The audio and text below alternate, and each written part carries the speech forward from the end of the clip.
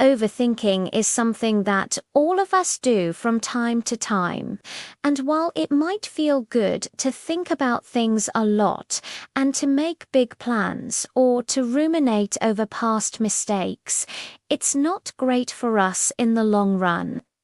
So if we all know that overthinking isn't good for us, why can't we just stop doing it? Well, like most mental health topics, there's no one-size-fits-all answer. But according to experts, there are some common reasons that might explain why you're stuck in an overthinking loop. No. 1. You have low self-esteem. If you don't have a very high self-esteem, you might be more prone to overthinking because you're more likely to blame yourself when something goes wrong. When you make a mistake, instead of thinking, "Oh, it's no big deal," you might think, "I'm so stupid. Why do I always mess things up?" This constant negative self-talk can lead to rumination and overthinking. In fact, a 2018 study found that there is a strong link between low self-esteem and overthinking. No. 2. You have experienced a significant loss or trauma. Another reason you might be stuck in an overthinking loop is if you have recently experienced a significant loss or trauma.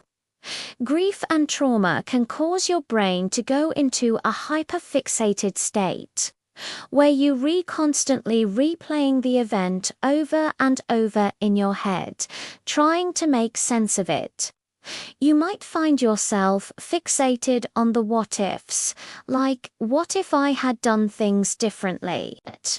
Or you might be haunted by the could-have-beens, like how my life will never be complete now.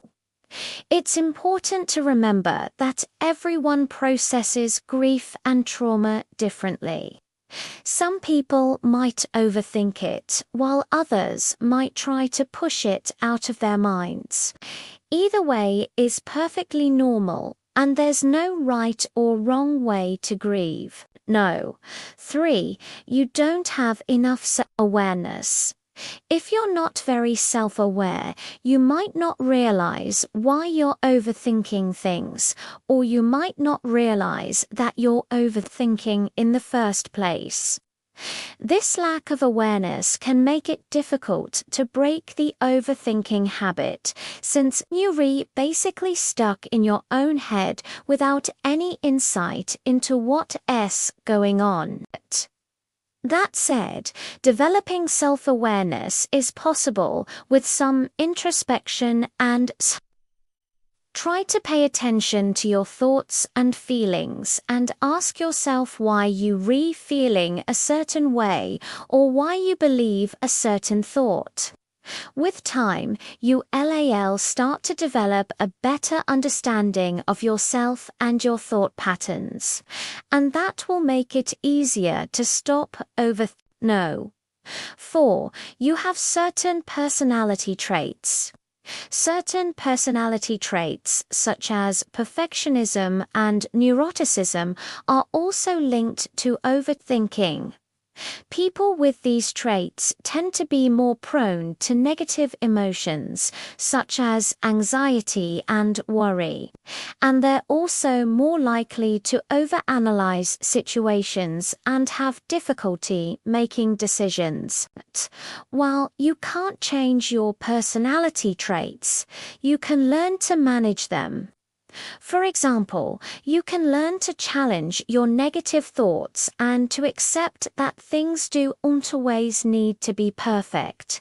And no. 5. You have an overactive mind. Finally, you might just have an overactive mind. Some people are naturally more prone to overthinking than others. If your brain is constantly going a mile a minute, it can be tough to quiet the noise and focus on the present moment.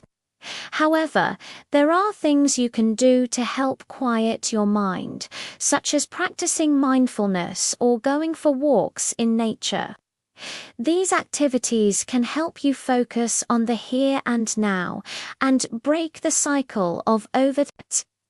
So, there you have it, 5 reasons why you can't seem to stop overthinking.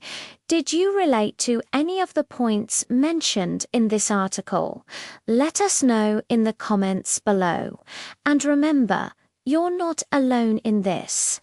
Overthinking is a common human experience, and it's nothing to be ashamed of.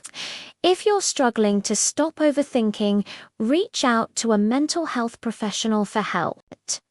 They can teach you coping mechanisms and strategies to help you manage your thoughts and break the overthinking habit. Thanks for watching, and see you in the next video.